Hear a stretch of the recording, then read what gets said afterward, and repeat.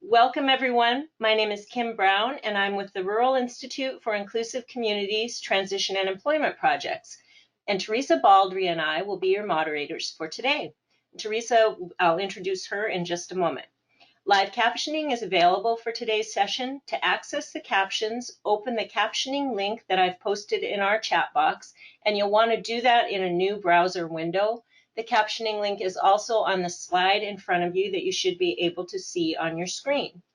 When you open that link, you might want to adjust the background color, the text color, and/or the font, and you can do so using the drop-down menus at the top of the browser. You can also close the headers just to make your captioning screen a bit less busy. And please note that the captions scroll up from the bottom of the screen, so you may want to minimize the caption box and put it at the bottom of your webinar screen. Just to let you know, we will not be using presenter webcams today. We wanted to preserve bandwidth because our presenter will be showing a number of videos, and so again, we will not be using webcams.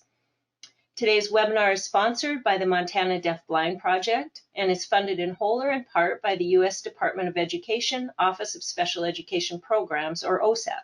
Support for the webinar is also provided through a contract with Children's Special Health Services at the Montana Department of Public Health and Human Services.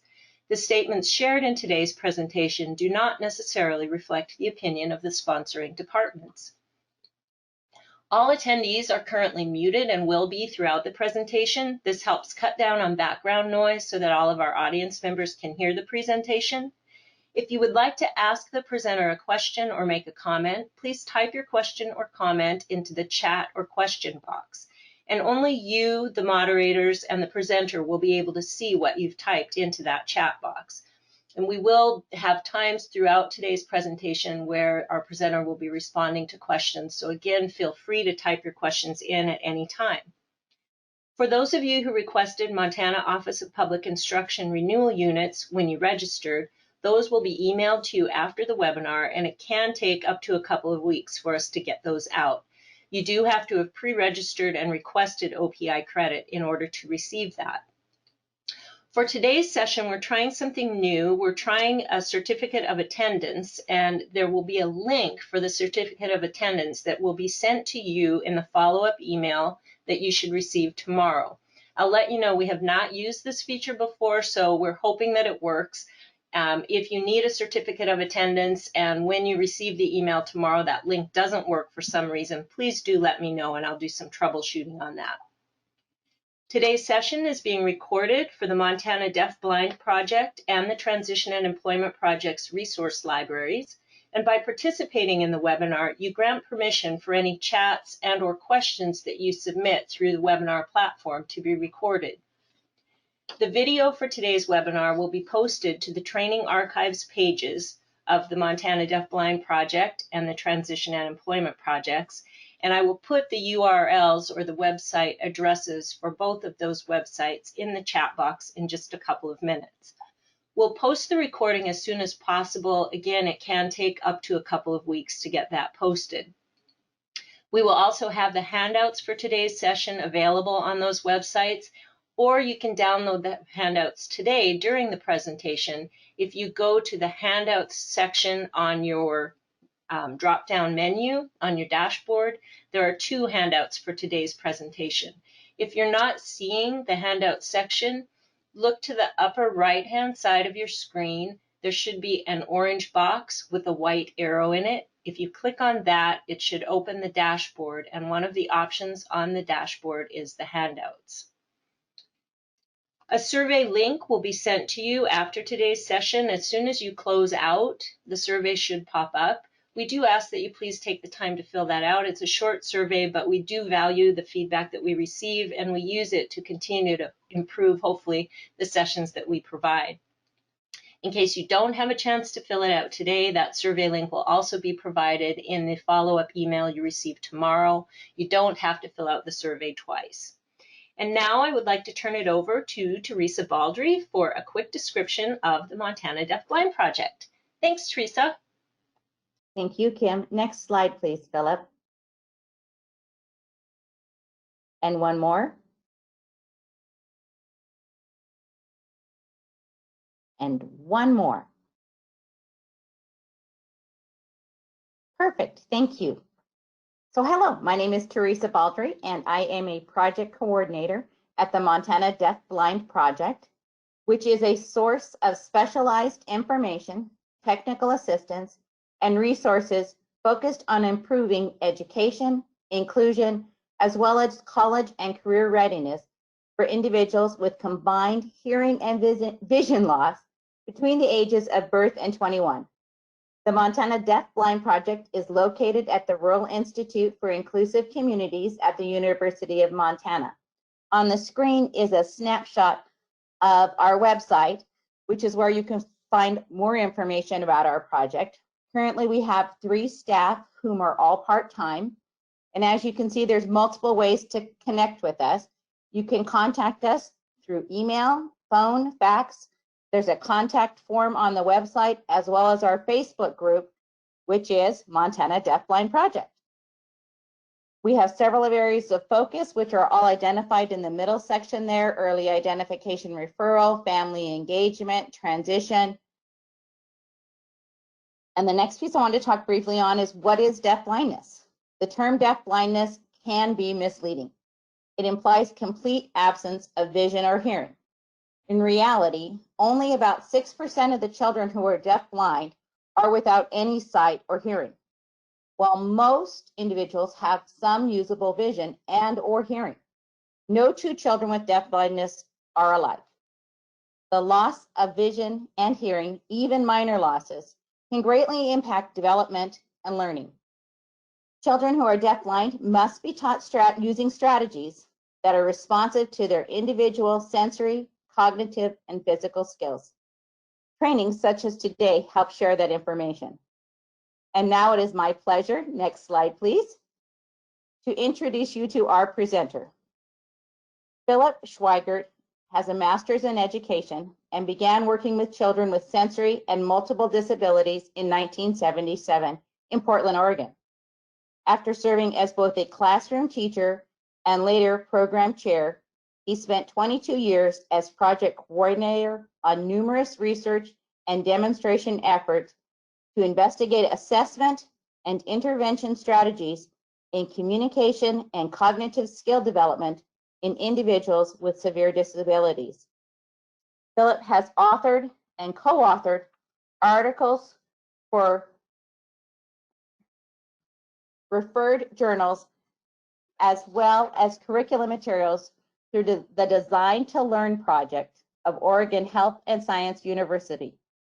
He subsequently served as a consultant, lead teacher, and affiliate university instructor, and continues to provide consultation nationally in the area of communication strategies for learners with significant disabilities. Welcome, Philip, and thank you for the information you will share with us today and again on Wednesday. Well, thank you for the opportunity. I hope all of our participants are healthy and safe. This slide shows the groundwork that we hope to cover over the next 2 sessions. Characteristics of a meaningful assessment, a framework for the development of expressive communication as laid out by Dr. Charity Rowland and reflected in the communication matrix. We'll look then at the matrix in detail, and from there, on day 2, we will discuss the implications for instruction. I hope that works for you guys. I hope that's what you came to hear. I want you to read this acknowledgement from the from the Communication Matrix Foundation.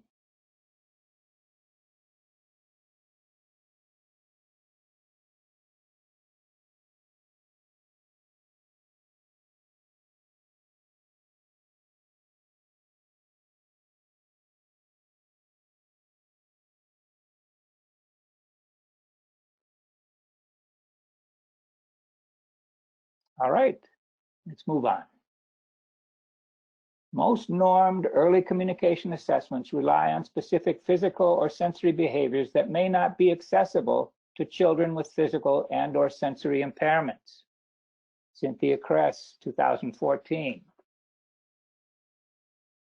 According to Kress, some of the reasons that may hinder our efforts to apply such typical assessment measures include the fact that much early learning involves physically acting on the world, parents' difficulty in recognizing child's unusual or subtle movements as attempts to communicate, thus not respond to them, causing the children to become increasingly passive.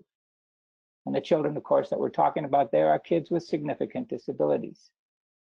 Many early interactive routines familiar to parents involve vocal and/or hand skills that are not accessible to children with significant disabilities. The good news is that the communication matrix, I believe, will help us circumvent some of those barriers and limitations that Cynthia Kress spoke of. So what is your idea of a good assessment? Please take a moment and type in your thoughts about that.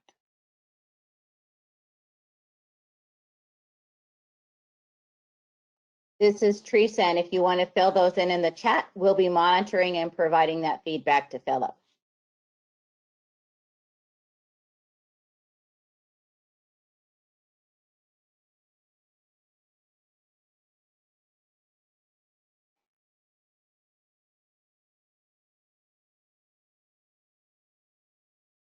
The first comment I have here is it highlights what a child can do, as well as areas of need.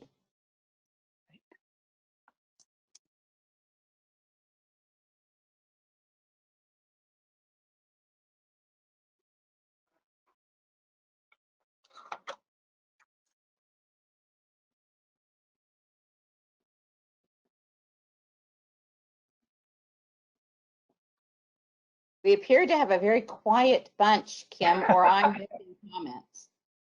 They must not be showing up for you. I'm seeing a ton, so I'll go ahead and read a few more of those off. Results for teaching, provide clinically useful information and uniform instruction, authentic look at functional skills, an assessment that only targets the goal you want to measure, observation, multiple means of response. A good assessment provides a comprehensive look at the child's strengths and needs. Looking at the entire person, a good assessment is built to show understanding of specific skills. Authentic, comprehensive. A good assessment discovers what the person can do while, of course, also picking up on needs. An effective assessment provides information on student present levels of performance and/or understanding. Interviews with significant others. Very good. Lots, yep. Nice, nice, very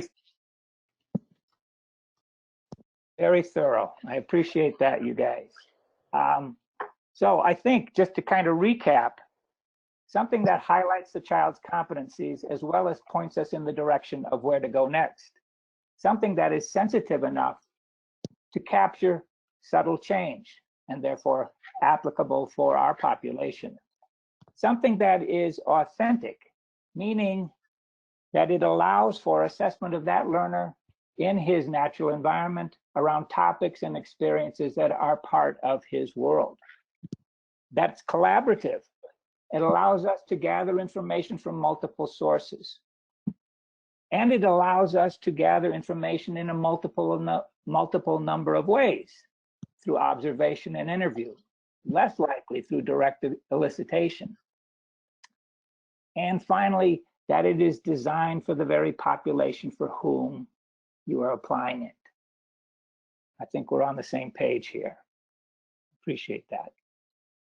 Assessment of communication is really about learning what the child understands about the world and how he relates to that world, how he perceives his relation to that world. I suspect that many of you, at least some of you, are familiar with the communication matrix. I do hope so. We're going to talk about that today. I look forward to your thoughts about that tool. But in my estimation, the matrix really does rise up to meet many of these characteristics of what you all consider a good assessment. The important thing to point out here about the matrix, I think, are two things that Dr. Rowland has suggested were great influences in her creation of the matrix. And one is the work of Bates and her colleagues back in the 70s, in which they discussed and really documented the emergence of communicative intent at the pre-symbolic level, long before that learner ever hits that symbolic stage of communication. I think that suggests how important that pre-symbolic stage is. The second piece is the work of Werner and Kaplan, which really breaks down expressive communication into some component pieces that make up the child's ability to express himself. We will talk about those two pieces in a little bit more detail as we lay the groundwork for the communication matrix and our discussion about it. So again, take a moment, write it down, send it through the chat. What does it take to communicate?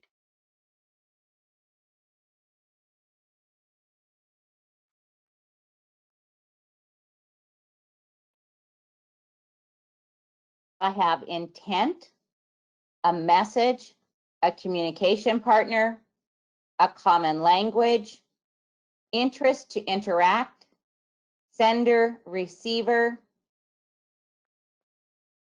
Good. understanding. Good.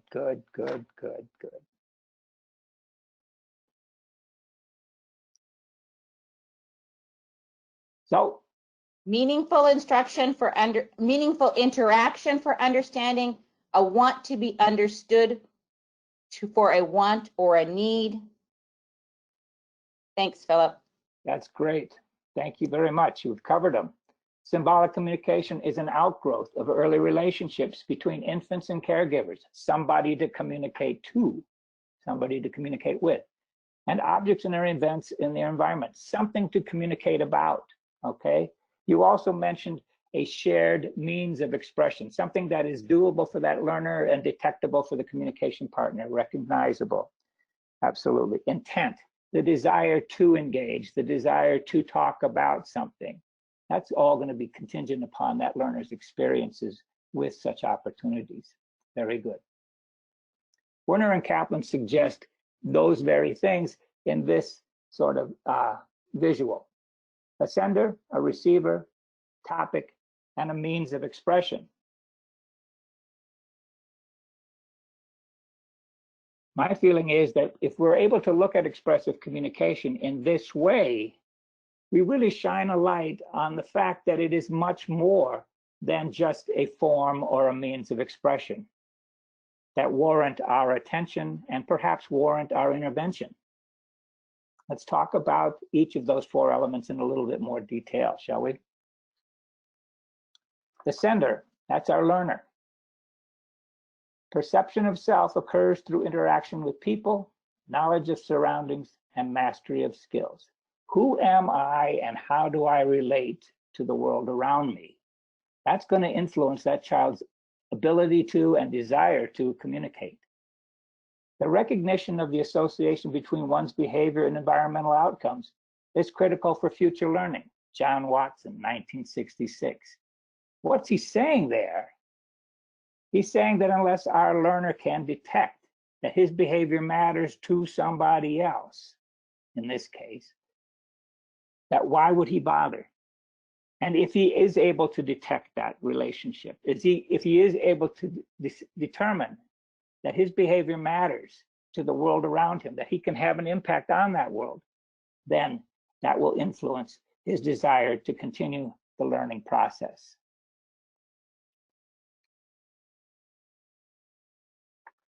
Another important piece here is the piece of receiver, somebody to communicate with, all right? That person must be accessible. Dr. Rowland in our work back in the 90s looked at what sorts of environmental influences really impact opportunities to communicate. And one of those things was the availability of somebody to communicate with. Bruce and Vargas also talked about that, the availability of somebody to communicate with, as well as something to communicate about. The realization of the necessity of having a communication partner, and ultimately the realization that it is the learner's responsibility to establish that communication partner. Without that, it is simply a behavior, right? How many times have you seen a child point to a picture or sign more or something of that sort without engaging another person to perceive that message? Finally, a desire to communicate. Having a rapport with somebody else is really going to provide the incentive to want to engage. Because like you, I'm sure that I have seen over 43 years of teaching that there are learners who really are influenced by their interactions with other people. And there are some people they perceive as those who just don't get me. And they're not going to give them the time of day. But there are others who that child perceives as you get me, you understand, you I like. And that person will be somebody that child seeks out to want to communicate with. Wilcox discusses these other characteristics that are really important as we talk about partner responsivity. And they include our ability, our sensitivity, our ability to recognize the communicative or potentially communicative behavior of our learners, our ability to respond contingently, and our ability to respond consistently, thereby creating a predictable learning environment. I'm going to add one more piece to that, and that is the expectation.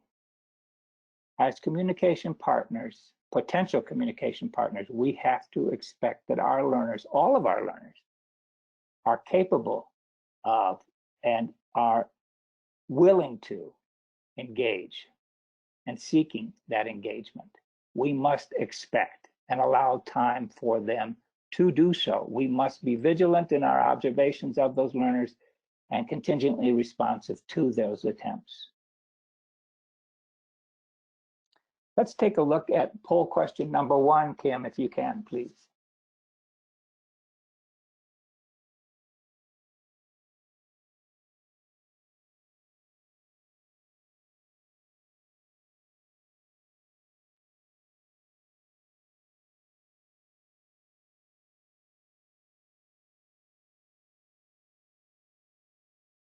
We have lots of votes coming in. Philip?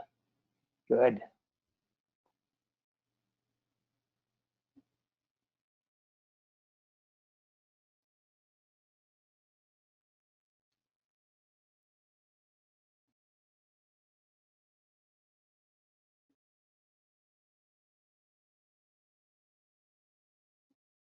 And it's starting to slow down, so we'll give another 5 seconds.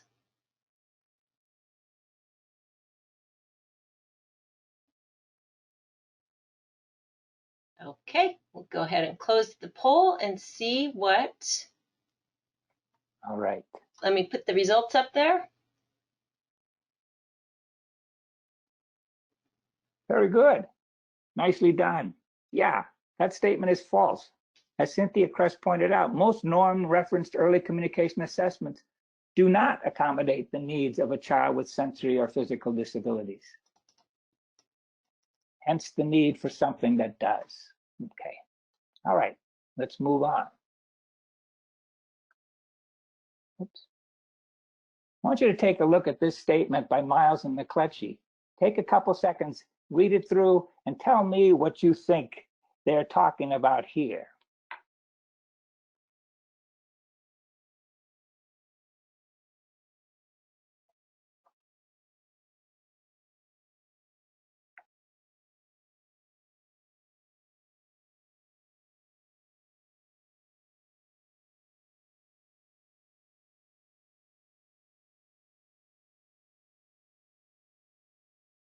All right, any thoughts?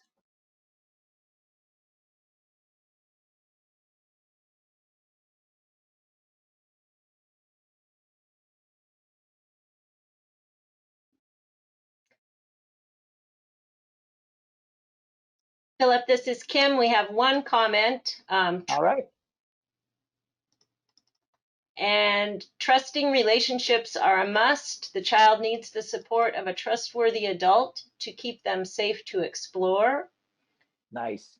A child needs one adult who shares a common language to develop accurate ideas about the world with. Absolutely. Absolutely. And this doesn't just apply, although they were speaking about children with deafblindness, this doesn't just apply to those children.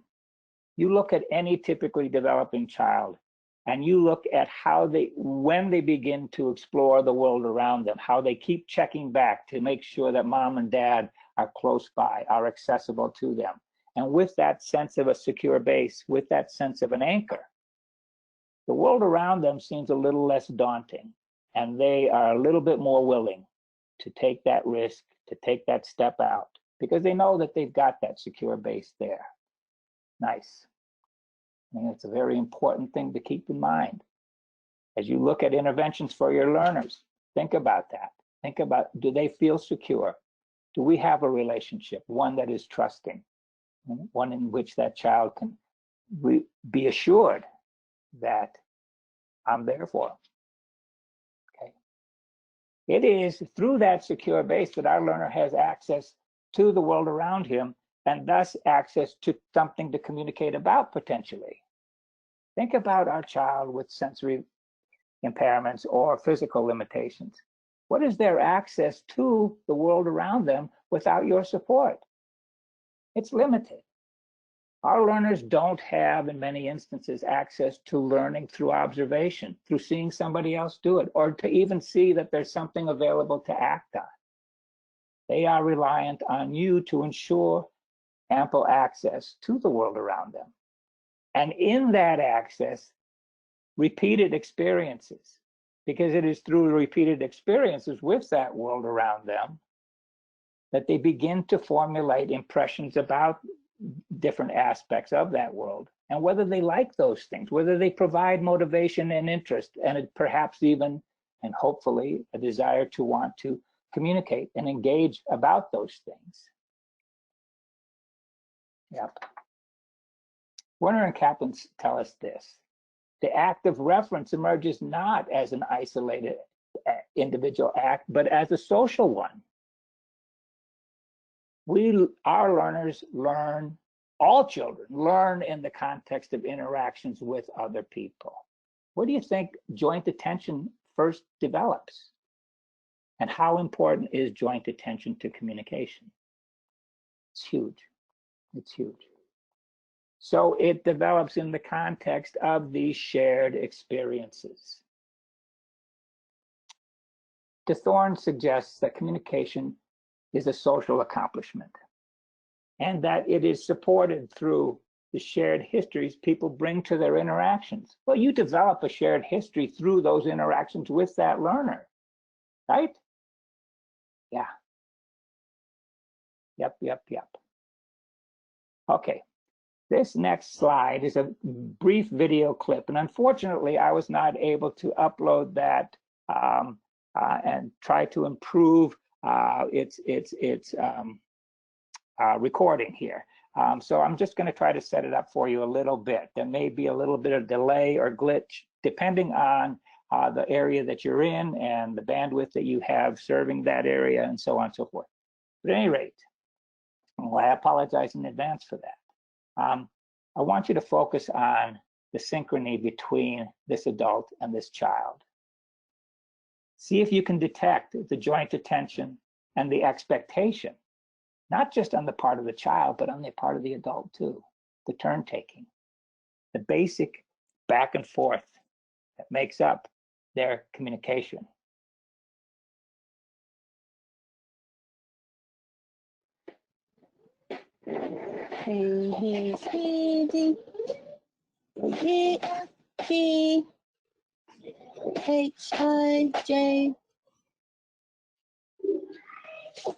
KLM N O P Q R S T U V W X Y and Z. Now I No. My. A, B, C. Next time, won't you sing with me? Yay! Good job! Yay! Was David about just beating on the drum?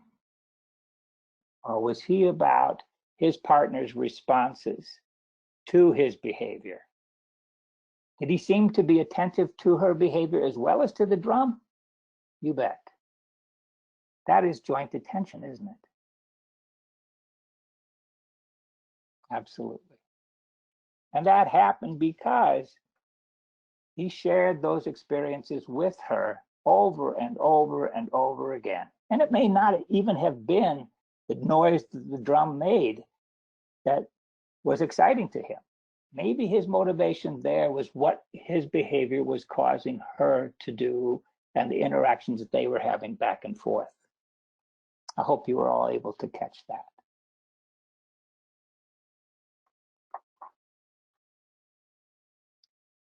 First words are intimately tied to children's experiences with objects or persons. First words are recalled by repeating those experiences. Okay? This isn't a waste of time, you guys. And this is communication intervention. Sharing that world around the child with him. Okay? Providing them that so important access.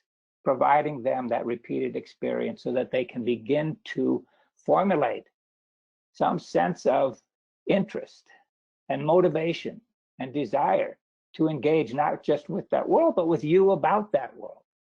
Okay? It's a good place to pause and consider your students. Do they know about themselves and that their behavior matters? Do they know about their abilities to affect change? Do they have relationships with you, with other people? And do they have experiences sufficient with which to want to engage you about those things in the world? How they explore and how much they explore provides them with cues and associations, thereby influencing their ability to recall objects and events in their world. Well, again, think about your learners. Think about our kids with sensory and significant disabilities. They're not going to be filling those sensory stores, those visual sensory stores, perhaps. They may not be filling those tactile sensory stores, perhaps, without your support. And it is critical that we, as communication partners, as people there to engage them with their world, focus on what sensory channels they do have available and make sure that they're getting that information to fill those stores so that they can develop that ability to recall and to make those associations. Yeah. Finally, means of expression, that fourth element. An appropriate and effective method of communication is necessary to interact socially. Well, yeah, and you guys pointed that out early on when we talked about what does it take to communicate. One of the points that you folks made was that there is a shared system, a shared mutual understanding. Okay? Those means of expression must be doable for that learner. Meaning that they have to be within that child's realm of ability, right? They must meet or match his sensory abilities and his physical abilities and his cognitive ability. For example, if our learner cannot repeat a behavior in sufficient amount of time as to make the connection between I do this and this happens, he's not going to make that connection, okay? So we need to be focusing on those behaviors that are doable, the most doable for our learners, yeah? And detectable, because if you can't detect it, you're not going to respond to it. And if you don't respond to it, that learner is never going to figure out that, wow, my behavior matters to you.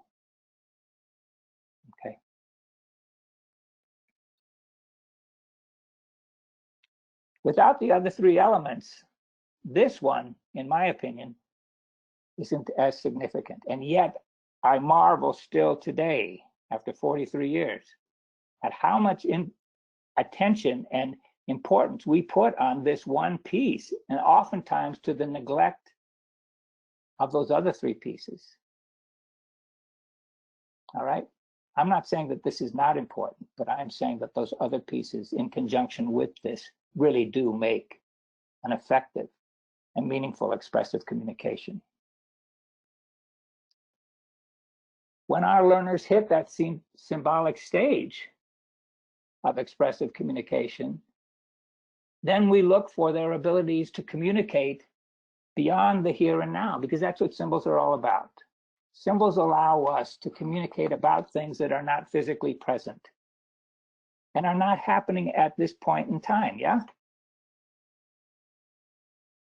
Gestures, I can communicate about what's going on right now. I can draw your attention to those things that are happening right in this space, but I can't successfully do so if those things aren't right in this physical space or happening at this moment. So symbols will allow us that decontextualization. And then the more abstract the symbol system gets, the more denaturalized it becomes. And what that refers to is the relationship between the symbol and the referent. Okay? Some of our learners may move to that abstract symbolic stage. Others may not, and may rely on more concrete, less denaturalized, if you will, forms of symbolic communication, and that's okay too, okay? But just keep in mind, these are our goals once we move into that symbolic communication, okay? How far we get depends not only on our instruction, but on that learner's ability, okay? We're asking a lot of our learners when we move into that symbolic stage. We're asking them to see not this symbol as a thing by itself, but also realize that it stands for something. That's not a small deal. That is not a small deal. So logically, the more obvious the connection between this symbol and the thing it stands for is, the more readily that child might make that connection, yeah? Might realize that it stands for something. And symbolic sensitivity, the generalization of the concept of symbolic representation, meaning that if they detect that if this stands for this, then can this stand for something else? Yeah. We'll talk much more about that a little later on, and how important that is, that symbolic sensitivity.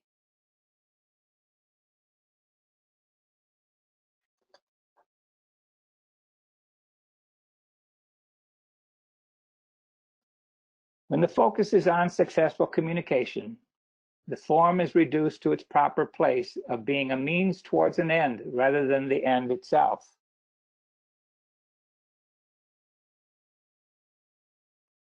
I'm not trying to minimize the importance of a means of expression, but to suggest that there's more to being able to communicate than just the how. We want our learners to be successful communicators.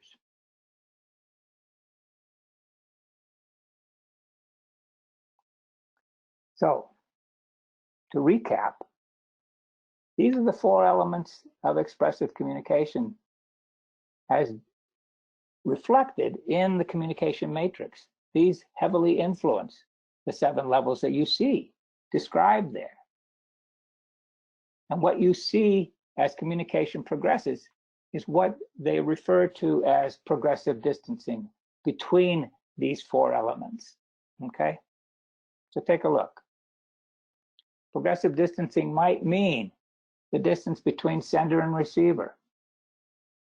Initially, that learner has to be in direct physical contact with his communication partner to know that he is successful getting his point across. Initially, our sender is just pretty much interested in talking about what's going on inside of him, his internal states.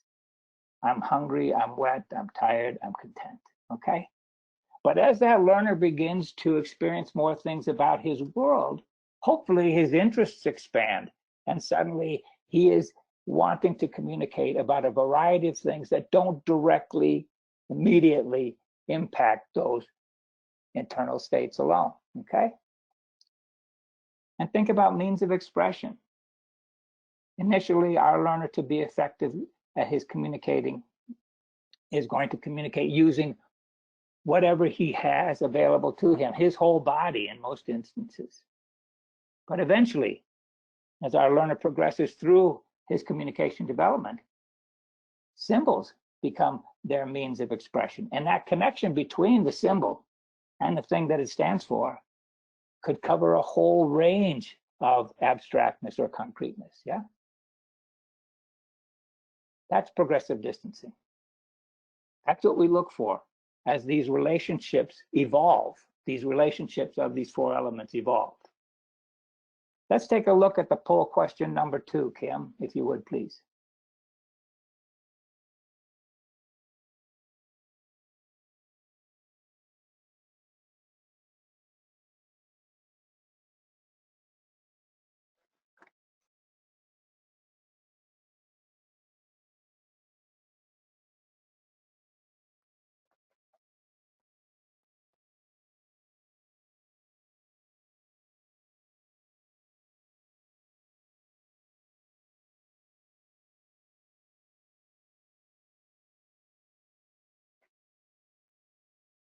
The answers are coming in quickly, Philip. Good, should.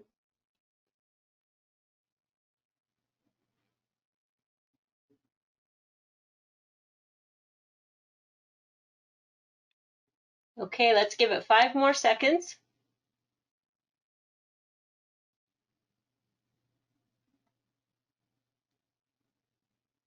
Okay, and we'll close the poll and share the results. Well done, well done. Yep, the 4 elements that we've just discussed: sender, receiver, topic, and means of expression. Hope that worked for you guys. Hope you can see how those pieces really make up expressive communication, much more so than just form, right? You got to know that your behavior matters. You got to have somebody you want to communicate with. You have to know that they're available. You have something to you have to have something to communicate about, right? And you have to have a way to do so that is doable for you and detectable by other people. Yep. All right.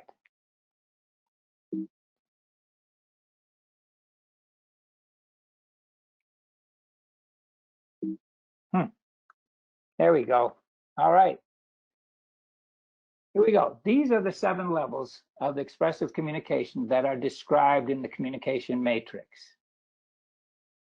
What I'd like to do is share with you a video that depicts each of those 7 levels to help clarify further the distinctions between each.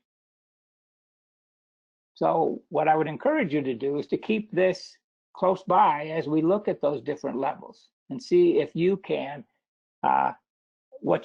see if what you're viewing matches up to what we've described in these 7 levels, or what Dr. Rowland has described in these 7 levels. Okay.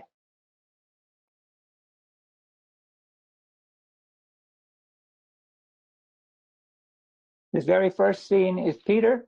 He is visually impaired and hearing impaired. In fact, all of the learners that you'll see in this 7 level description are learners with dual sensory impairments, some with additional disabilities as well. Okay. Peter and Mom are interacting, but it appears that there's very little back and forth. There's very little volitional or purposeful behavior, I might say. Or at the very least, I'm not able to detect it. And maybe that's a more appropriate way to describe that. So let's take a look.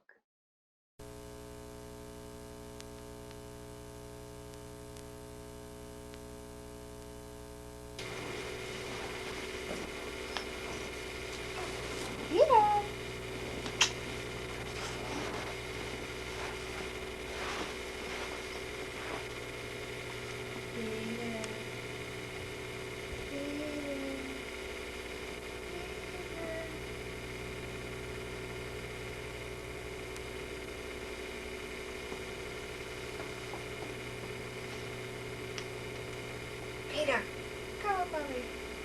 Come on, mommy.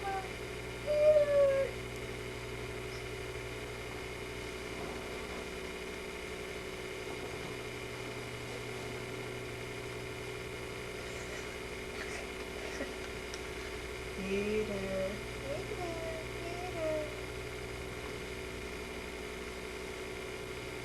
Peter. Peter.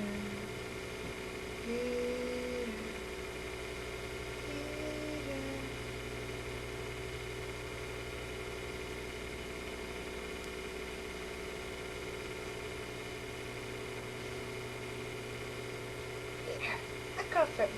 Look over at me. Look over at me. Look over at me. Come on. Peter Lee. Peter.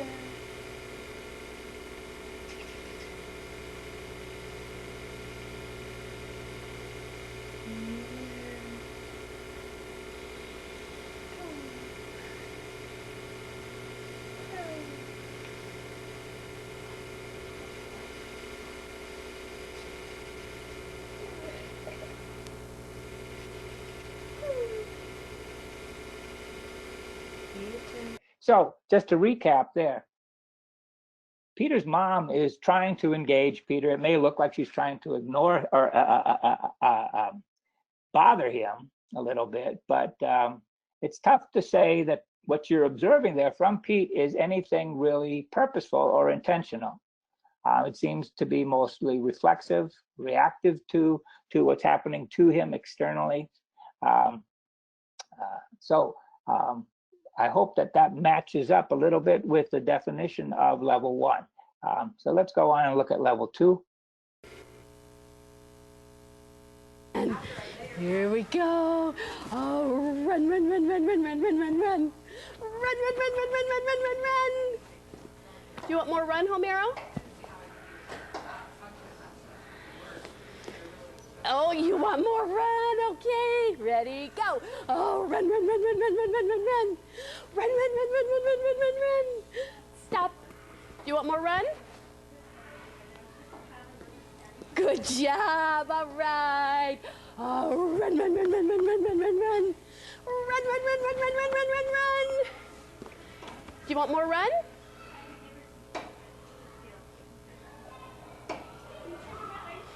Yeah, you want more run, all right. Oh, run, run, run, run, run, run, run, run, run. Run, run, run, run, run, run, run, run, run. Do you want more run? Good job, all right, here we go. Oh, run, run, run, run, run, run, run, run, run. Run, run, run, run, run, run, run, run, run. Homero, do you want more run?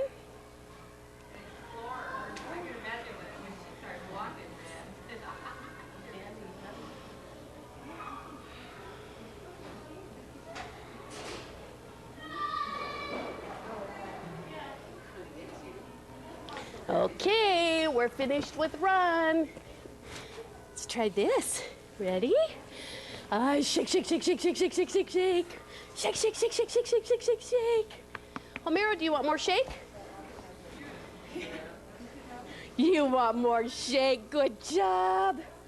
Okay, ready? Shake, shake, shake, shake, shake, shake, shake, shake, shake. Shake, shake, shake, shake, shake, shake, shake, shake, shake. Well, that was certainly a good teacher aerobics video too, I think. But you see there that Homero and his teacher are engaged in a pretty familiar activity. That's not the first time they did this, right? And Homero is demonstrating very, very purposeful behavior, right? He is repeating part of the movement associated with that interaction, and his partner responds to that, interprets that behavior as, oh, you want to do it again. And I think she's right in her interpretation, right? So remember this child. His name is Homero, and their activity was run, run, run, shake, shake, shake. Let's go on and take a look at the next one. Okay, sure. Okay, you bet. Here we go.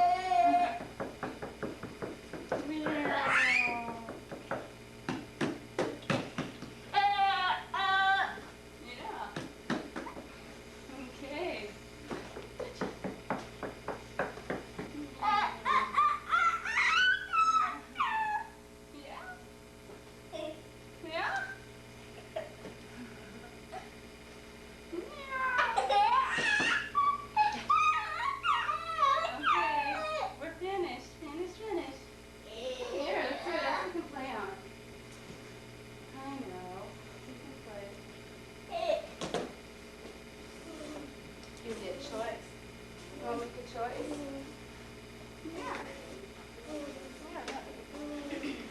There's a rocker. There's a trampoline. Which one do you want to do? Huh? What do you want to do? The trampoline, okay. That was nice. I'm going to bounce too. Okay. Woo!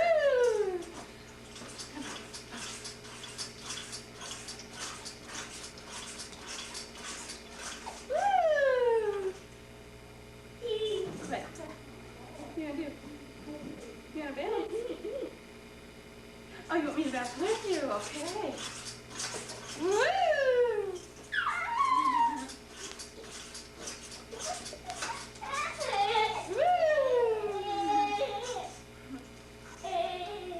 Okay. What? Yeah? What do you want to do? You want us to dance? Okay. All right. Pretty clear again that Brandon had experiences before, because when he touched those things, he knew exactly what they were, didn't he? So talk about his ability to recall past experiences, to rely on information that he gathered that was accessible to him, and in this case, gathered tactually, okay? The other important piece here, I think, is that Brandon's behavior really clearly was directed to his communication partner, and his message was extremely clear. In fact, as I look at Brandon, I can identify all four elements, right? I can see that he knows his behavior matters. I can see his effort to engage his communication partner, initiate that engagement, to direct her attention to specific topics. And he does so in a way that's doable for him and certainly detectable for her. So let's take a look at the next one. Do you want to turn? No? Okay. Do you want this? You want the piano, okay. Listen to that. Yes. Okay, Adam, I'll take the piano. It's my turn.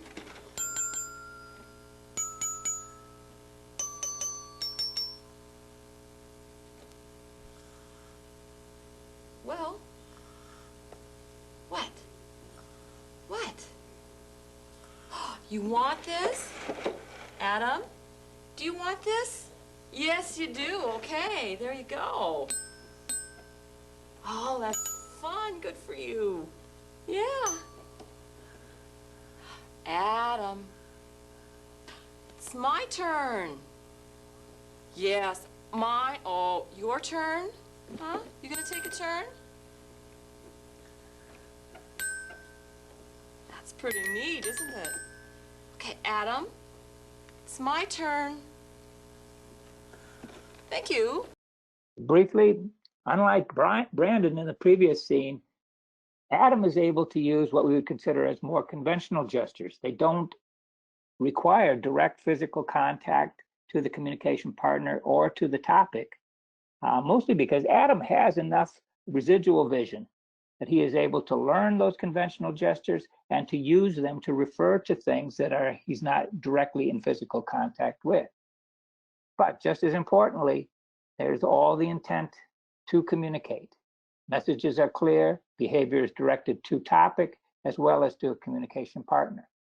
So let's take a look at the next level 5 and 6. And there you're going to see just a variety of single word utterances demonstrated both in concrete form as well as in abstract form. Okay, abstract being pictures, or I'm sorry. Abstract being sign language or spoken word. Concrete symbols being those that have a clear perceptual relationship to the thing that they stand for, clear from the perspective of the user. And that might be pictures, might be line drawings, as long as they share some feature in common with the referent. It might be three-dimensional objects or partial representations. All right.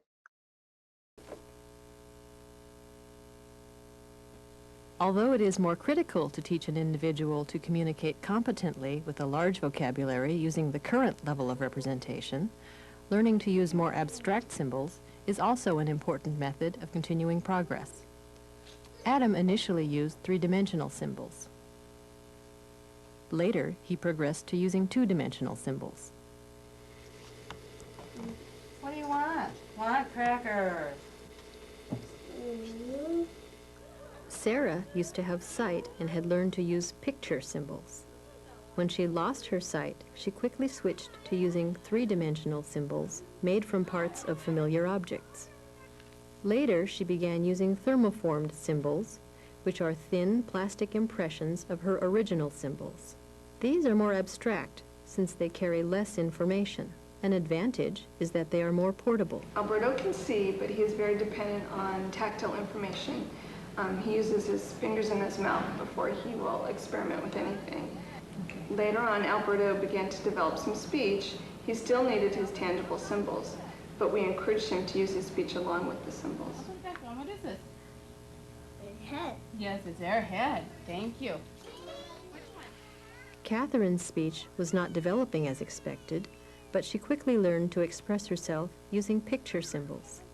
As her confidence developed, she began speaking, especially in conjunction with her use of the picture symbols. Yes, that's yellow. Eventually, Catherine learned to use speech without the support of the tangible symbol system. Yes, it's a red chip. Gina had a long history of using manual signs in an imitative fashion, but without apparent meaning. After she had become a competent communicator using tangible symbols, she began to use manual signs in a more meaningful fashion. All right. And quickly, that final scene, level 7, Mariah again, will demonstrate for you the use of multiple modalities for a variety of reasons for communicating. You can see that she is combining symbols to form more complete sentences using both gesture, sign, and speech approximations.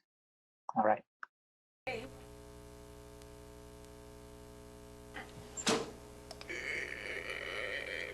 Drinking the milk.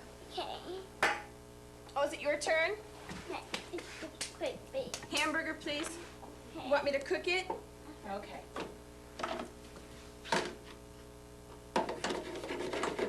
Mariah, where's the spatula?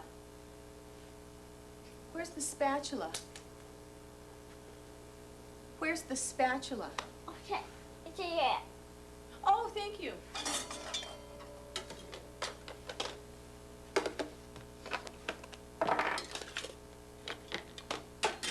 There's your hamburger. Are you eating it? Okay. Share, please. Okay. Oh, thank you. Good hamburger. Mariah, do you want some corn? Okay. Corn. Cigar. Okay. What? You? So Corn for me? What do you want me to do?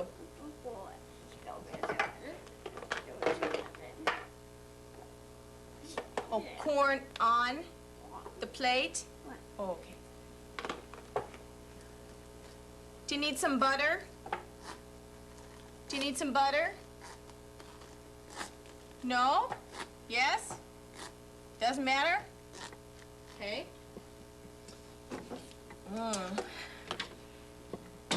Oh, okay. That's mine.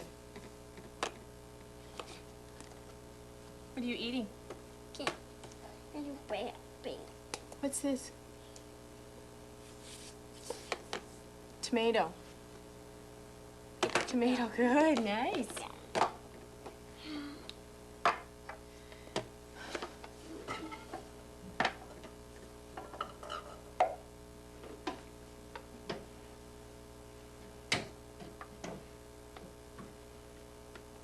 What do you want?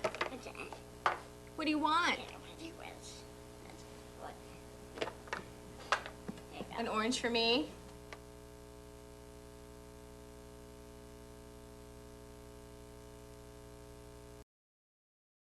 You can see from that Mariah is just about surpassing the range that the matrix describes for our learners.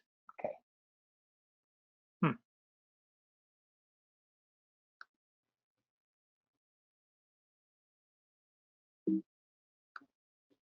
Oh, all right. So poll question number 3. Think about Homero, run, run, run, and Brandon on the trampoline.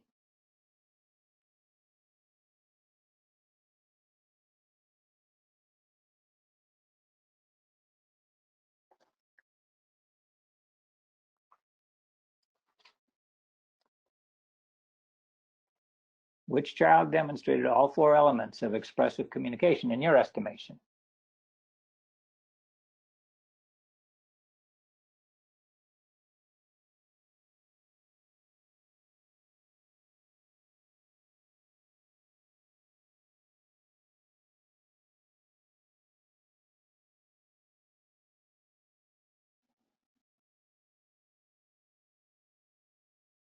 So the possible answers here to the question, which child demonstrated all 4 elements of expressive communication, are: the first is the young child Homero playing run, run, run, or the youngster Brandon on the trampoline. And we'll give another 5 seconds for you to vote.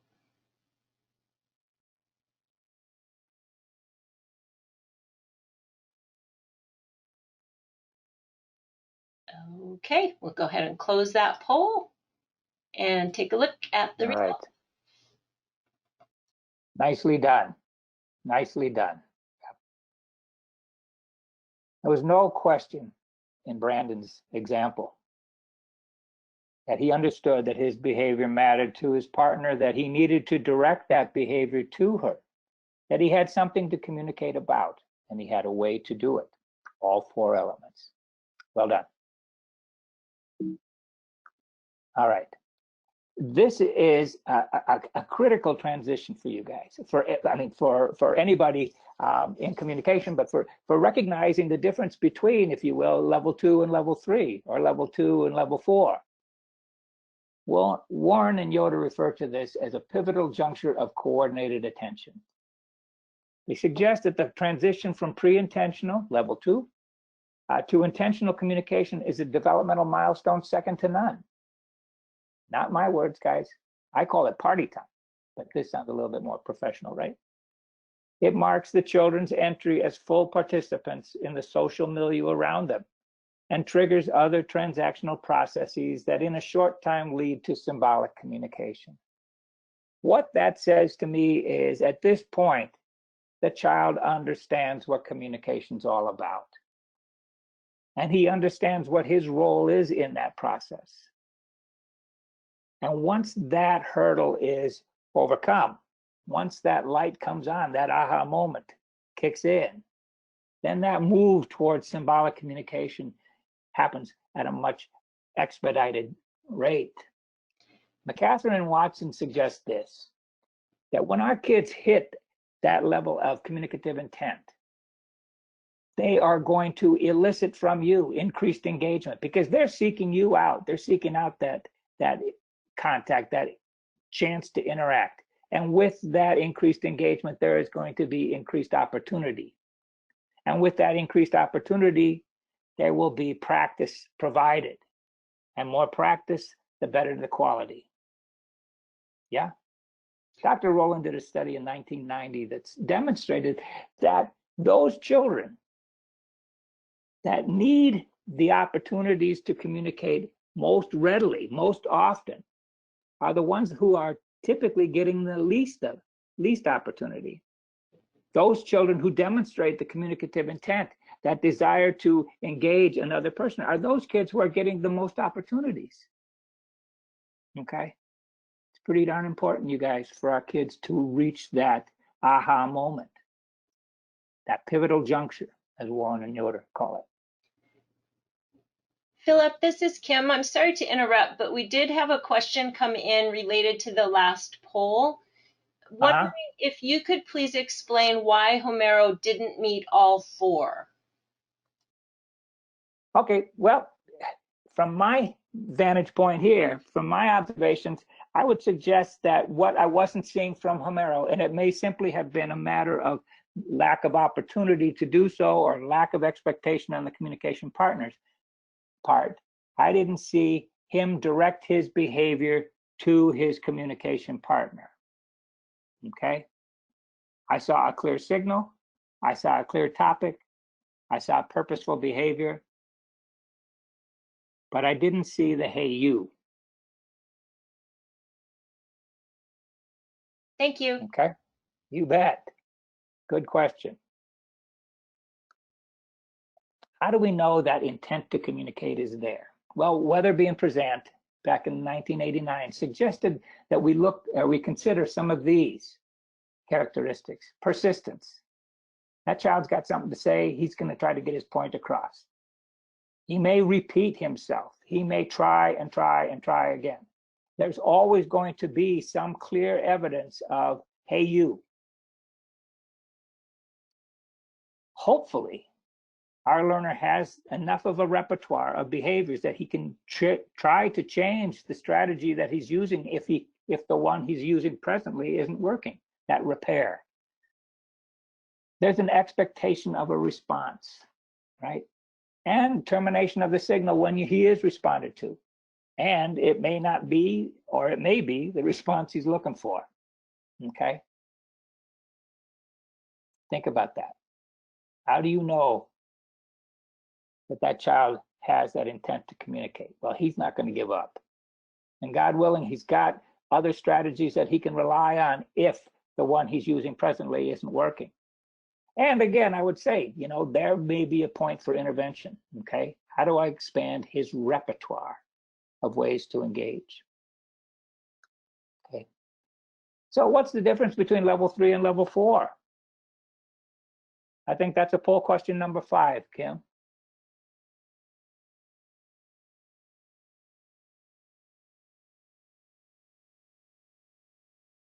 Well, actually, it's not yet. So hang on a second. The difference between level 3 and level 4 is mostly in the behavior that they're using, as I see it, okay? Unconventional gestures are those sorts of gestures that probably you and I don't do too many of, right? They don't involve direct physical contact, okay?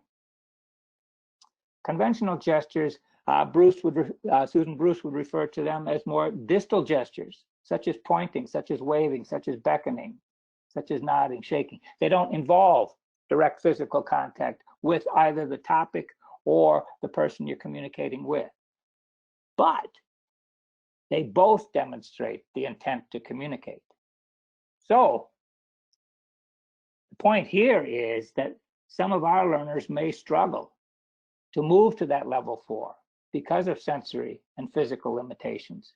Some of them may not be able to form conventional gestures.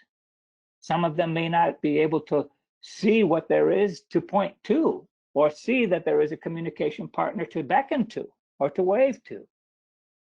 Yeah, that does not mean that we must insist that they achieve level 4 before they can move on, okay? What's important there is to recognize the abilities that that child has, and most importantly, that there is that intent to communicate, whether it's level 3 or level 4, all right? So now, poll question number 5. Poll question number 5 is, it's critical for every child to move from level 3 to level 4 before considering their transition into some symbolic form of communication. True or false?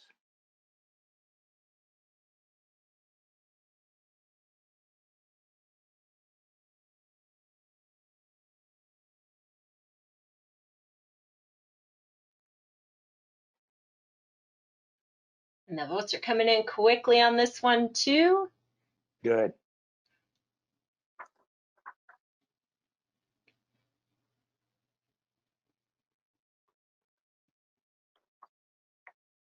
Okay, we'll give another 5 seconds.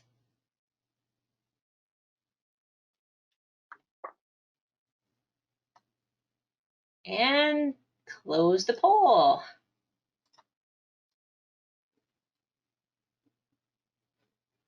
All right. Again, nicely done. It is not critical. If our learner has sensory or motor issues that preclude him from demonstrating those conventional gestural behaviors, I'm not going to insist that he does it. I'm not going to sit there and hold him back. What I'm looking for there is the intent to communicate. And if the only way he can do that is through direct rather than distal sorts of gesture, then so be it. The intent to communicate is what is critical here, in my estimation. So thank you guys. Nicely done again. Okay, so gestures are great. They're effective. You can use a single gesture to refer to a lot of different things, but they have limitations in that they can only be used to refer most often to those things that are happening here and now, right? Yeah.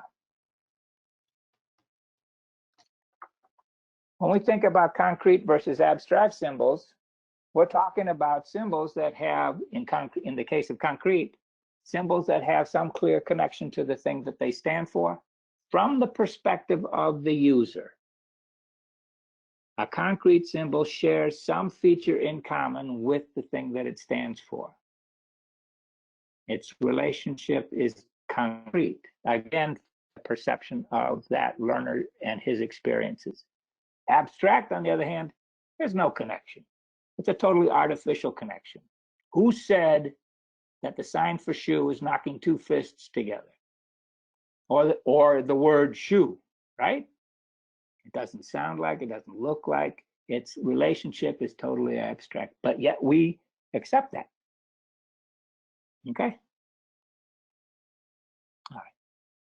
And you know, concrete symbolic communication was that stage was put in there based on our experience with learners who were deafblind, learners who were struggling to move from that pre-symbolic to that symbolic stage. And we asked, based on the work of Van Dyke and Stillman and Battle and others, we asked whether or not the use of concrete symbols might serve as a bridge from pre-symbolic to symbolic communication. And the answer is yeah. For some kids it did, and I'll share with you some of that data tomorrow. But for other learners, it didn't serve as a bridge. It served as an alternative mode of symbolic communication. And so be it. It provided them that decontextualization that we talked about earlier, that ability to communicate about these things in their absence at a time other than when they might normally be present, okay, or available, or appropriate to talk about, right? Yeah. So a buddy of mine, David, 45 years old, actually he was 37 years old when he came out of the institution. He was deafblind. He was institutionalized from the time he was 9. When I met him at his age of 37, he had one sign, and it was a sign for coffee, okay? So, you know, that was enough. David and I got together every day for coffee. And over the course of the next year or so, David learned to use concrete symbols to communicate, okay? David passed away at age 45, okay? And in those 8 years, though, David acquired 141 concrete, tangible symbols that he used to communicate about his day, about work, about his activities in the community, and about his home life. Okay, that's pretty good, I think, right? It didn't serve as a bridge in his case. Maybe it could have, but in the end, he still had that ability and that control that concrete symbols provided him. All right. So let's stick in there poll question number 6, which is, photographs are an example of an abstract symbol. True or false?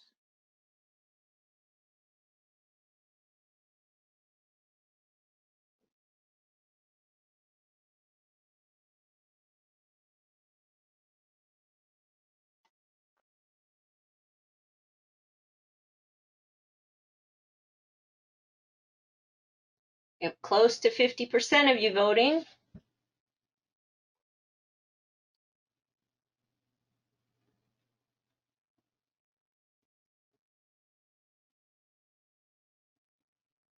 And let's give another 5 seconds.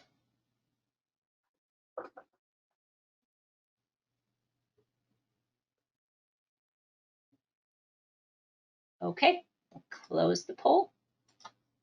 Unbelievable. 50-50. Huh. Well, I would say that those of you that said false, you're right. Again, by definition of concrete versus abstract, a photograph, as long as it shares some feature or features in common with the thing that it stands for, we would consider that a concrete symbol. In order for it to be abstract, it would have to be a photograph of absolutely nothing that's related to the thing that it stands for. And I don't see too many systems that look like that. But at any rate, something to think about, you guys. All right. We'll talk a little bit more about concrete or tangible symbols tomorrow. So let's move on.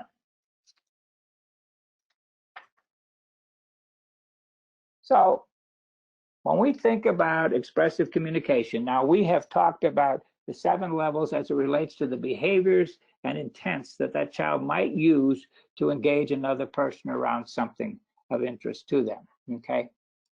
We also need to think about the reasons for communicating. So just like the behaviors that child might use and their understanding of what it takes to communicate, so do the reasons for communicating evolve as that child becomes more competent, as he gains more experience with the world around him, including you and things to talk about.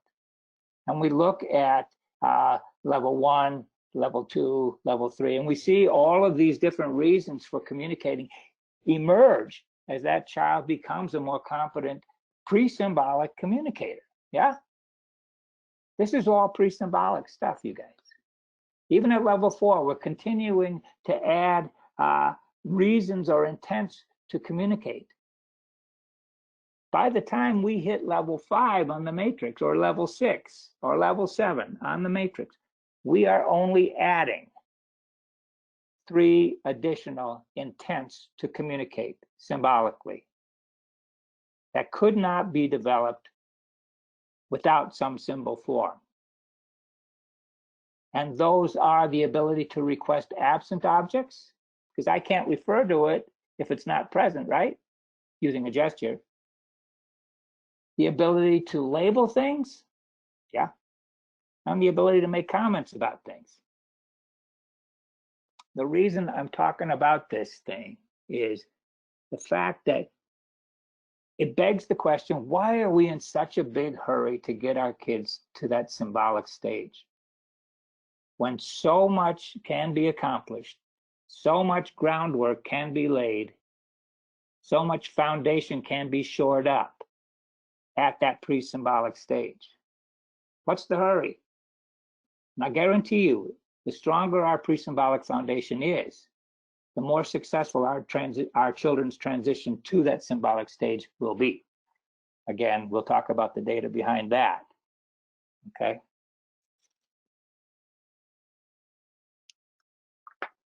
So let's look at the communication matrix. The emergence of communicative intent, the development of distancing of the elements of communication, and the reasons for or the intents to communicate are all reflected in the communication matrix. If you look at the profile, you see the emergence of these different intents or functions, communicative functions, represented in these different boxes or cells. There's very few at the very beginning at level 1, but by the time we hit level 7, we have a number of them, yeah? Those are divided into 4 major domains, if you will, and that is refusing, obtaining, social interaction, and information sharing or gathering, okay? You can also see, I think, in this profile, the priorities our learners place on what and why they communicate and how that evolves as they develop. their communicative abilities, yeah? Initially, you know, they're not looking to talk about the weather or what's going on in the world around them. They're looking at their ability to refuse what they don't want, to pitch a fit, if you will, or to gain access to something they do want. And that access might be your attention as well, okay? But as they grow in their experiences, in their interactions with you, in their interactions with the world around them, so do their reasons for wanting to communicate. And so we see this emergence of intents. Once again, you look at this profile, you see the holes, right? You look at that break between level 4 and level 5. There are only 3 intents that evolve once we hit that symbolic stage. Again, I think it really talks to the importance of that pre-symbolic foundation. So the matrix itself, the tool itself, is not very long. Okay, it's like 6 pages. And 4 of those pages really contain the questions that you have to consider as you complete the matrix. And those 4 pages are divided into refusing, things you don't want, obtaining things you do want, social interactions, and information sharing or gathering, all right? So if we look at ways to obtain things you want, let's take a closer look at question 7 there. Does your child request a new object? Notice right away that the word intentionally is bold, yeah? That tells you that we're talking at least level 3. Okay, does your child intentionally show you that he wants something new, such as a toy or food that is within his sight or hearing or touch? Okay, they don't have to be absent objects at this point. They can be things that the child is aware are present. But he wants to change topic here. So now if you say, yeah, you know what, he does do that, then check the box yes and go over to column 7 and describe the behaviors that child uses to accomplish this or to express this intent. By virtue of where you put your answer, you're beginning to describe what level of matrix he's on, all right? If he's using unconventional gestures primarily, then you've described level 3. If he's using pictures or object symbols, you've described him doing this at level 7, or I'm sorry, level 5, and so on and so forth. It's as easy as that. If you say, yes, he can do this, then you go over to the corresponding column and indicate the behavior or behaviors that that child uses to accomplish that intent or function. It's as simple as that. I want to add something here. When we talked about sensitivity as far as an important aspect of an assessment tool, look at the sensitivity that the matrix allows for in all of those different behaviors that that child might use to accomplish that intent, right? It's not saying he has to do it in a particular way. It's opening you up to the possibilities of ways that he might accomplish this or she might accomplish this. And there's an other category. Pretty cool. All right. And the reason I think this is important is because I think about a story, an experience I had in Houston when I was teaching there.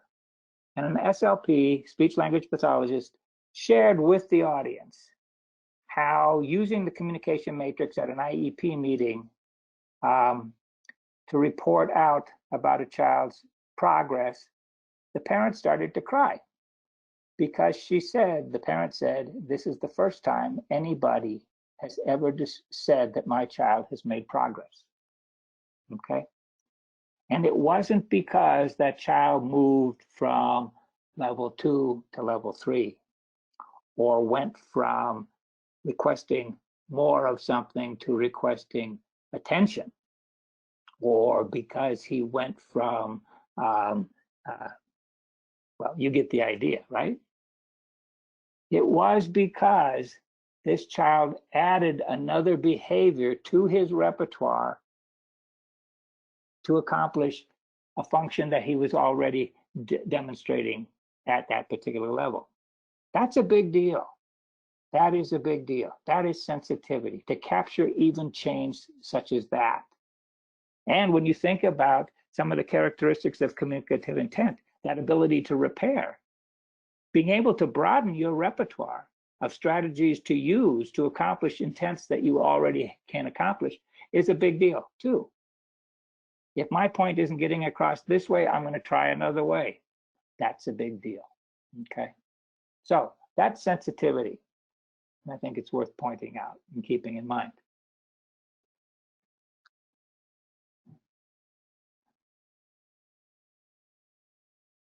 Scoring options for the communication matrix consist of this. I'll let you read that. It makes the distinctions between emerging and mastered to help you understand what it is that the author is looking for as you complete the matrix and report out where that child is functioning at this moment.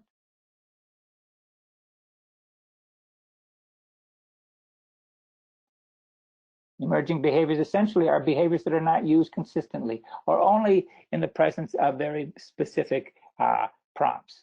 Or they're only used in a few contexts or one context. It was only one person, okay? As opposed to mastered behaviors that you'd say, look, you know, given the opportunity, he's going to do it.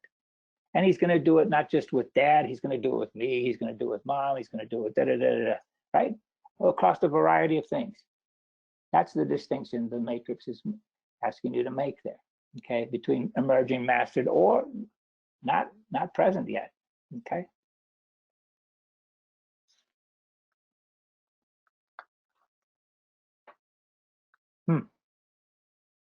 There we go.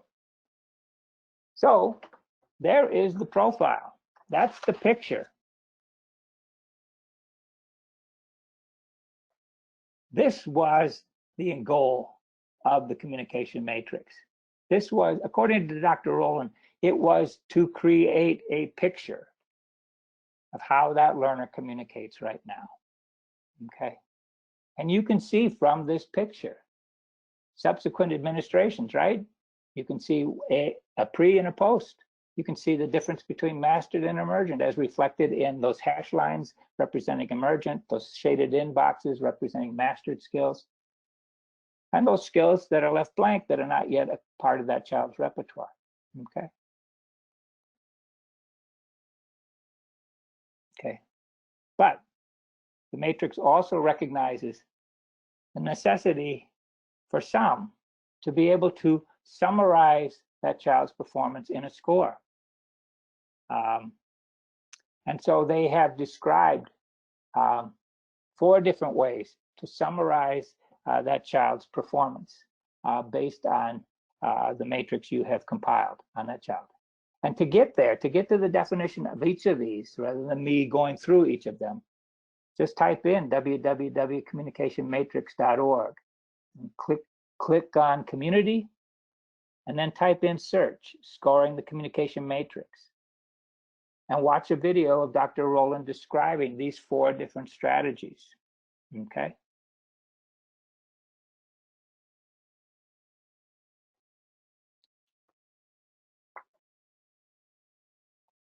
Briefly, those strategies consist of total score, which is basically assigning a numeric value to your scores of 0 for not present, 1 for emerging, and 2 for mastered, totaling all of those up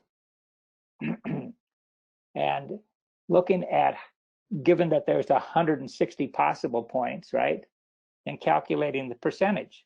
So whatever your score is, using that formula over 160 to compute a percentage, okay? That's total score. Primary level refers to the level at which the highest percentage of cells are scored as mastered, or depending on your interpretation, mastered or mastered and emerging, okay? Or perhaps the level at which the communication occurs most frequently, okay? Highest level refers to just that, the highest level at which one or more cells are mastered. And perhaps the most detailed summary of child performance is called the reason intent calculation. And that is looking at each of those 4 domains and calculating from each of those 4 the percentage of intents demonstrated by the learner. So for example, under refusing, there are 7 possible cells there. So however many he does over 7 would give you the percentage. Obtaining, there are 31 different cells.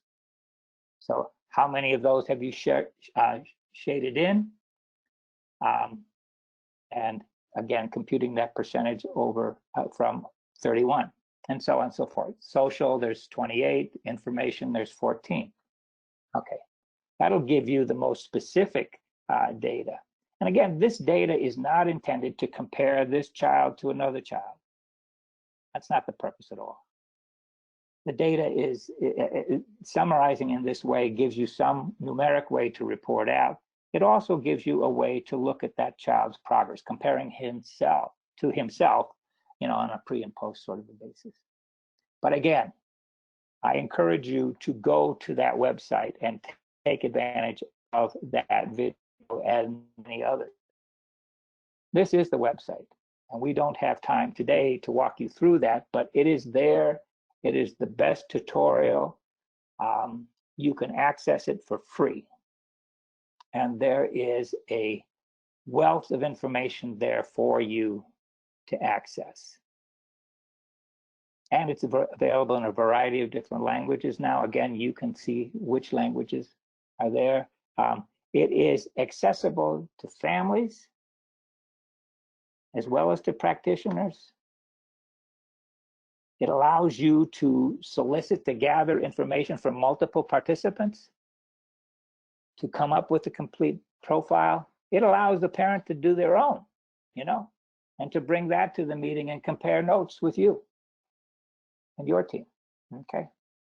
Again, I strongly encourage you to take a look at this website.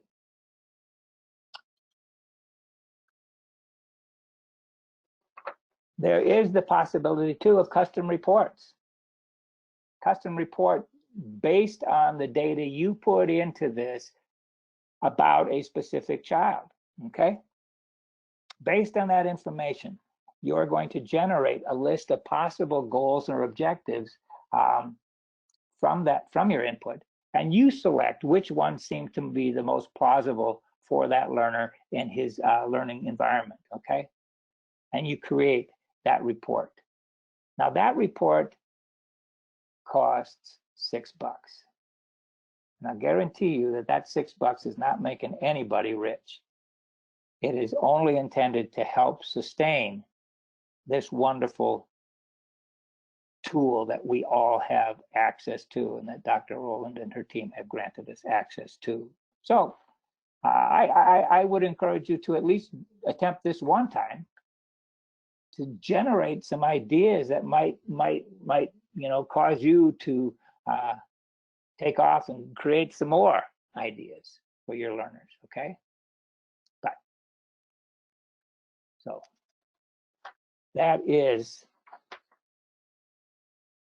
my pitch about the Communication Matrix website, and I do hope you'll take advantage of that. And I will add this to it too.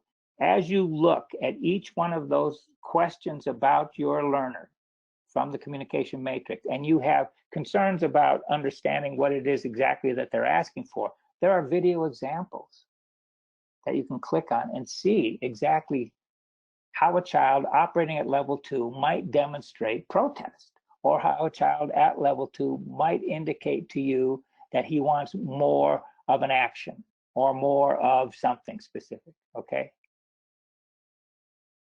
Or how a child at level 3 or 4 might demonstrate choice making, okay? There are video examples there to help you understand the matrix in further detail, okay?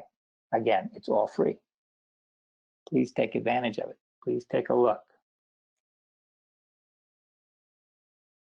Are there questions at this point? I know I don't have a poll question right there for that. Wait a second. I might have just skipped one here. Did I? You know what? I did. Let's go back. Let's ask poll question number 7.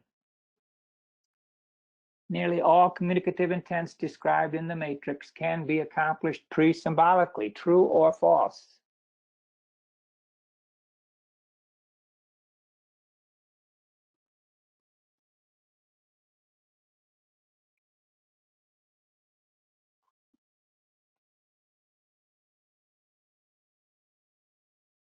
And we'll give a few more seconds for people to answer that. And while people are responding, Philip, we did just have a question. This is Kim.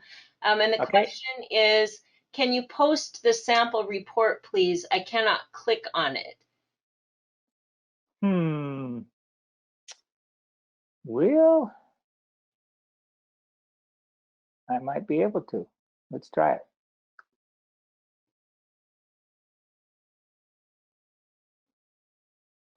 Meanwhile, we'll give 3 more seconds for the poll because you might need me to have the poll out of the way. And we'll close the poll and show the results. And if you're not able to click on the report, Philip, we can share that during Wednesday's session. Okay. Very good. Nicely done. Yeah, if I can exit out of my PowerPoint, if we have time, I might be able to pull up a report that I've done that I have on my desktop. So I don't know if that would work. But at any rate, nearly all. Yes, ma'am. Sorry, this is Teresa, and we had a question come in that I think is important. I want to read it out to you. Okay. Can a child be at different levels in protest and obtaining more? So can a child protest intentionally, but not in obtaining more? Yeah, you bet. Absolutely. In fact, that's probably not specific to those 2 communicative functions, but it is more common than not that our children will be operating at more than one level. So absolutely, yes.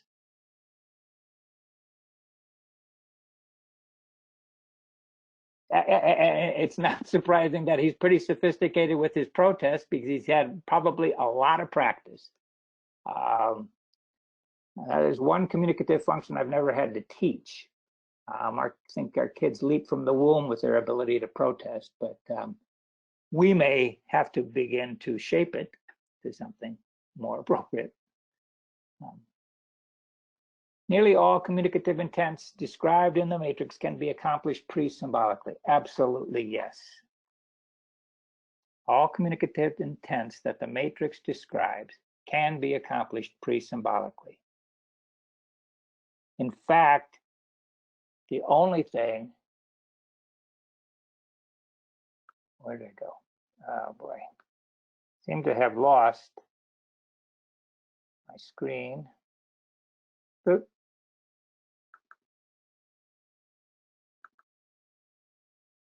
Okay. In fact, all but 3 communicative intents described in the matrix can be accomplished pre-symbolically. So nicely done, yet again. Okay. So the matrix focuses on expressive communication. But I know, having done this for years and having been in many, many classrooms, that we also make an effort to engage our learners in a way that we believe or hope that they understand. So we're talking receptive communication, not how they express themselves, but how they take in information. Okay? And I know that in many instances, we will be using visual schedules or concrete calendars, right? To show our learner what it is that's about to happen. And you know, there are many instances when it may not be that the child is really comprehending that this symbol means lunchtime, for example, or this symbol means it's time to go to the bathroom, or time to go to the bus, whatever. But yet we still do it. And we do it, I think, out of respect, to help, to inform, to help to lessen their anxiety about change, to help ease them into a transition. And I would propose to you that in every instance, there is something to look for, something to expect, so that we are not just doing it because some book says this is what you're supposed to do with kids with significant disabilities, or that all children with a diagnosis of autism should be using visual schedules. Well, you want to have some idea that what you're doing is meaningful to them in some way, and you're not going to know that unless you're looking for it, unless you're expecting it, I would suggest. And so I would propose that even at the very beginning, I'm looking for something I might consider as simple awareness. Awareness of the presence of another person briefly, awareness of something happening to me, something that draws my child out from inside, out from his internal space and place to what's going on briefly in the world around him. We're gonna get on the ball, buddy. We're gonna get on the ball, buddy. Yeah, he said yeah. Okay, we're getting on the ball.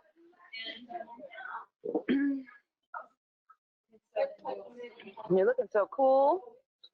Okay, should we half and half it here? Okay, cover. Pull his suction machine off and put it right here. So awareness at this point might simply be a brief reaction to his communication partner. It could be a change in respiration. It could be a change in tone. It could be, God, how nice it would be, orientation in the direction of that communication partner. Okay. But even at this level, I'm doing this with an expectation, with an eye towards something here that may suggest that there is an awareness, some shift, even momentarily, from where he is inside himself to external, to the world around him. Next, I would call it anticipation. That shift is no longer momentary, it's longer. You have engaged that learner again, perhaps with an object symbol that says it's time to eat. And that child is not yet comprehending that this spoon means mealtime. Or given a piece of my G-tube, it means that I'm going to be fed. But that child's attention now is more extended towards perhaps the thing you put in my hand, perhaps towards you, perhaps both, okay? And there is some orientation and even momentary engagement with you, okay? I'm looking for it. I don't expect them perhaps at this point in time to recognize that this symbol means this. But through repeated experiences, the odds are good that they will begin to make that association, yeah. And finally, recognition. Will you help? You help trans. Okay, be finished.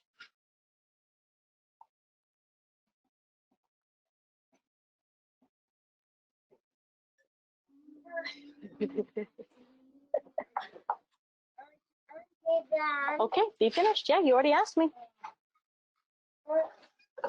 Why don't you?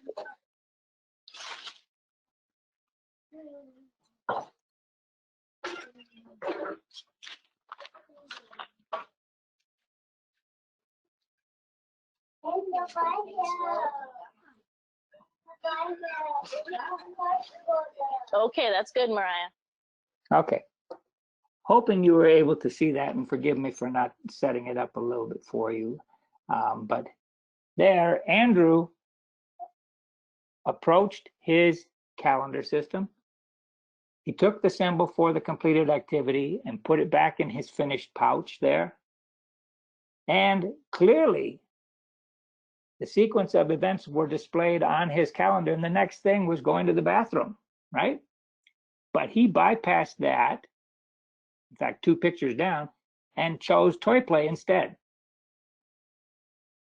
And his teacher said, nah, that's not going to happen right now.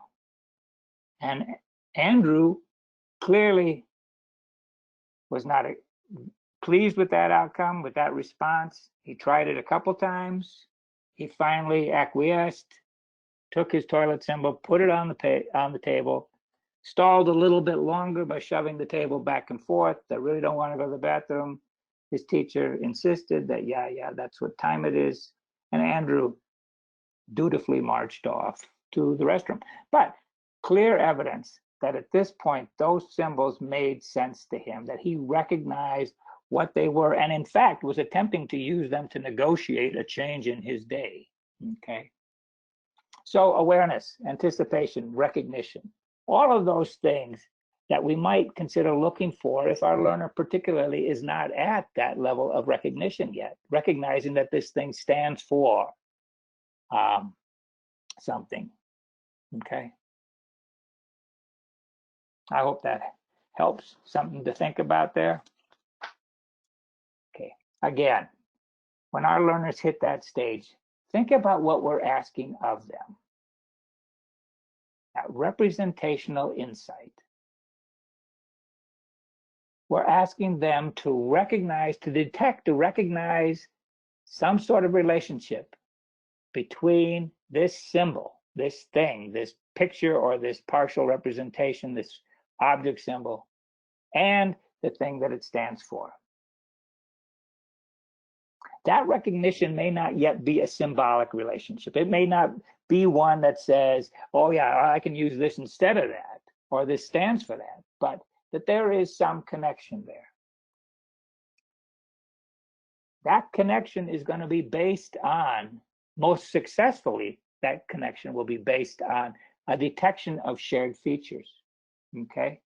If that learner can figure out how this is representative of that, if there is some connection that resonates with him, that is based on his experience, then yeah, it's gonna be easier for him to make that, to have that aha moment. And it is shaped by experience and instruction, okay? So that repeated exposure, that consistency, that predictability, all will contribute to the development of that representational insight. All right. Poll question number 8, please. A learner at level 3 would only be expected to express the message, I'm hungry, by simply tugging on the refrigerator door.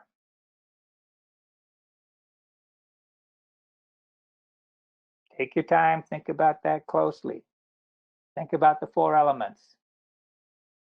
Level 3, intentionally communicative behavior and what it takes.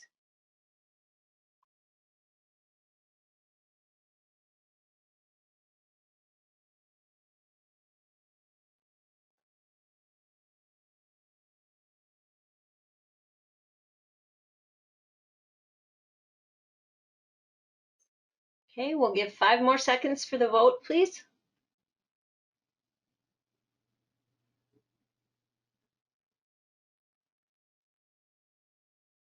And that's it.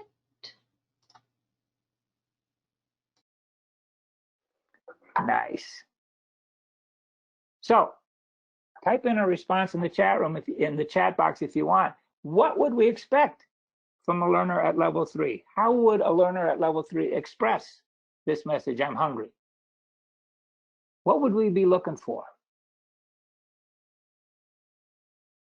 from a child who had that intent to communicate?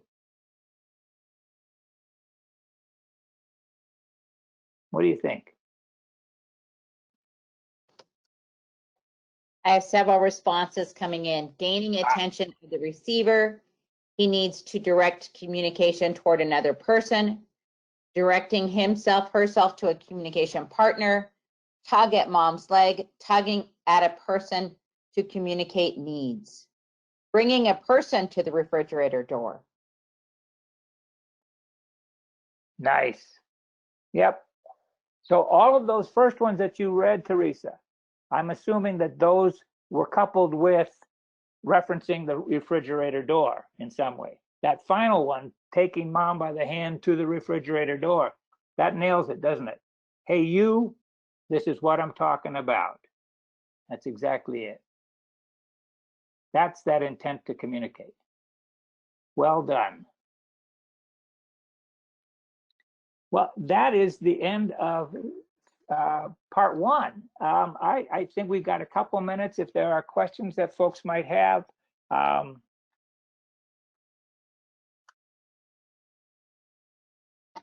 I don't know, Kim, if I could exit the PowerPoint and go to my files and pull up a completed report and still be able to share that, or would I? Yes, you should be able to do that, and you can just pause your screen sharing if you want.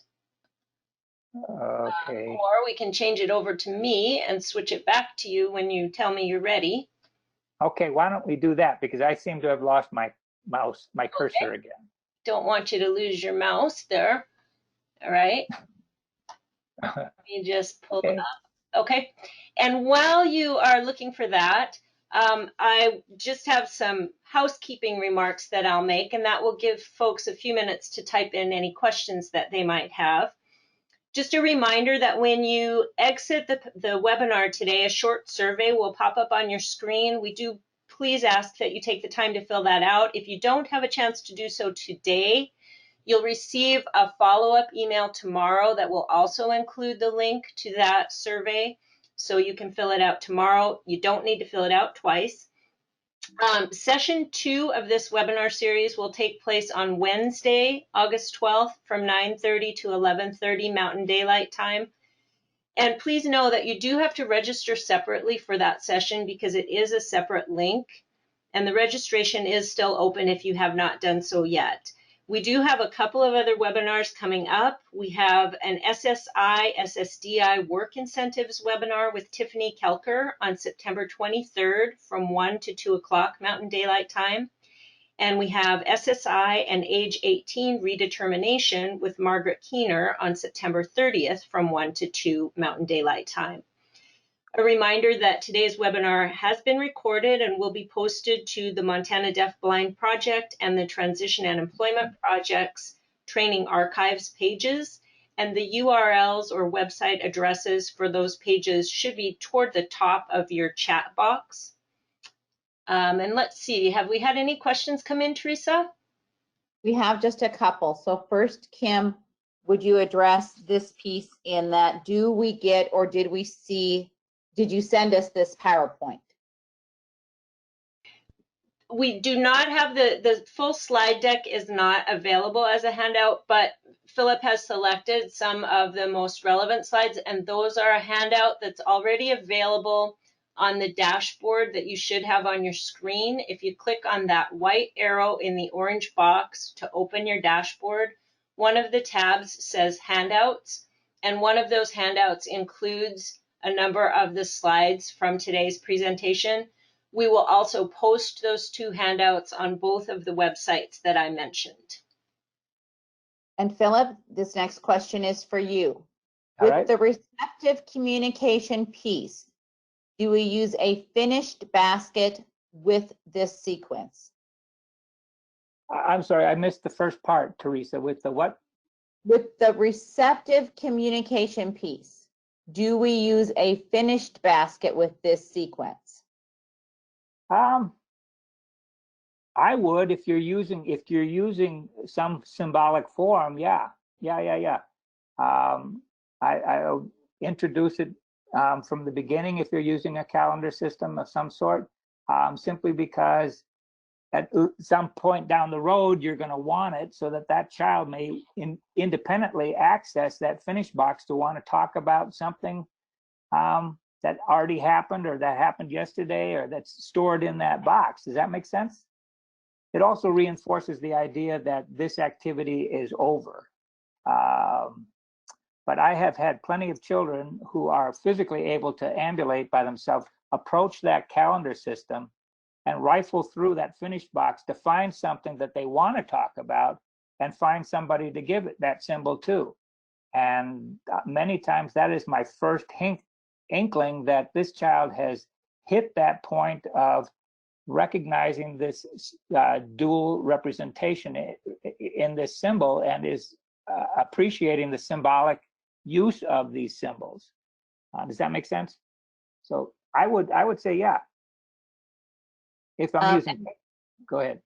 This one again is for you, Philip, as well as for our team here. But and so I'm sorry that I'm skipping over one. But could I have permission to translate the handouts to Spanish for our service providers in Puerto Rico?